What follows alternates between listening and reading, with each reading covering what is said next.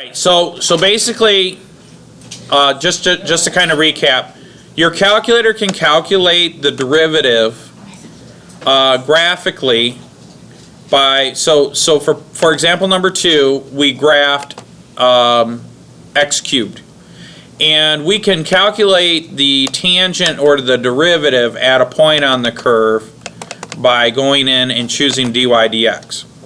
And then we enter in what we want, what point we're interested in. And the way that it works is it just takes 2.0001 and cubes it and minuses 1.999 and cubes it and then divides it by 0.2. So that's the plus or minus h, right? So what it does basically is there's this point here on the line and we just go a little bit to the left and a little bit to the right and we calculate the slope of those 2 points. So we start here, go a little bit to the left, go a little bit to the right, calculate the slope between those 2 points, but we go a very little amount.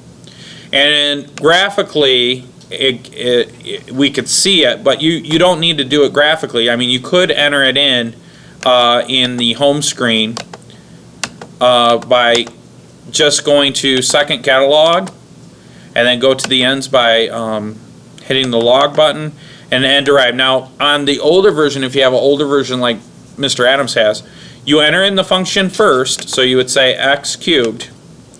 Now the newer versions you don't have to do this, but on the older versions because you can take the derivative with respect to a number of variables. What variable are we concerned with? Well, that's the number, but what variable? X has to equal 2. Okay? You have to tell the calculator that. They've changed it. If you have a newer calculator, it just assumes that if you write a function of x, that you're going to evaluate x at, or calculate the derivative at x equals 2. So by doing that, then it'll spit out the answer. Okay. Okay? It took me a second. Any questions? No.